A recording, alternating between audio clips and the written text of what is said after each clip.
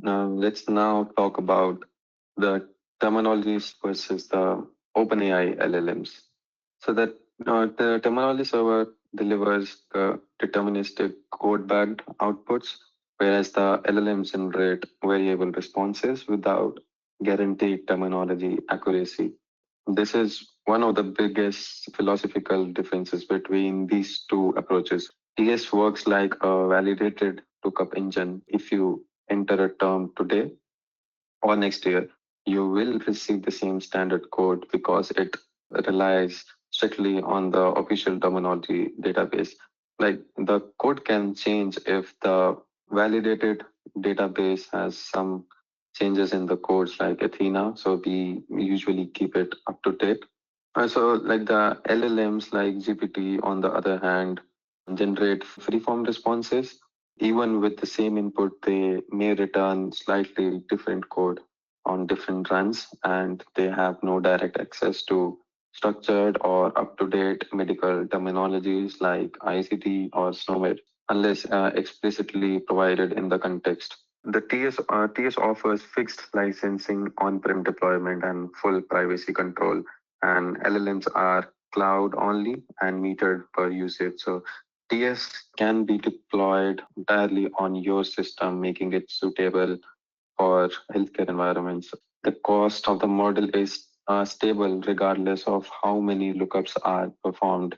So even if you send 1,000 chunks or 1 million chunks, the cost will remain the same. Whereas with LLMs, every request incurs usage cost and all the inferences happen in the vendor's cloud environment, which introduces both financial unpredictability and the compliance barriers. TS also provides the UI. It has the UI and the API support with various features, as we already talked. So, whereas the LLM offer only the API access with no terminology model backed from behind. TS is designed specifically for terminology exploration, so it gives user graphical interface to browse, inspect mappings, filter. LLMs do not natively understand the code systems or hierarchies. They only respond to free text instructions. So any terminology control must be manually enforced either via prompt engineering or connecting it to external system, which can be a hassle sometimes. TS excels at like precise term level mapping, whereas the LLM excel at the document level inference and abstraction. This is where the two tools complement each other. So TS is the right choice when you need to map a single term or a phrase to an exact code. It does not try to interpret a broader context on purpose, but we can still do it with our context-based searches, which I'll show you. The LLM thrive when you provide full clinical notes. They can infer likely diagnosis, procedure, or medication, even if it's not explicitly stated. However, that abstraction comes with variability and reduced explainability. TS stays continuously aligned with the official vocabulary updates. The LLM knowledge is static and may lag behind.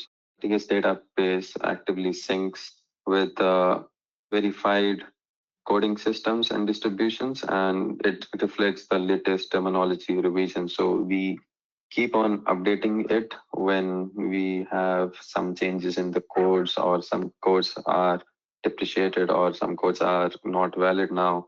We keep our DB up to date. LLMs, on the other hand, are trained on frozen data sets and may not recognize newly introduced codes or the depreciated terms unless it's fine-tuned or manually corrected. This is the comparison with TS with respect to using the LLMs. Let's now go to the UI. I can walk you through how to use the UI effectively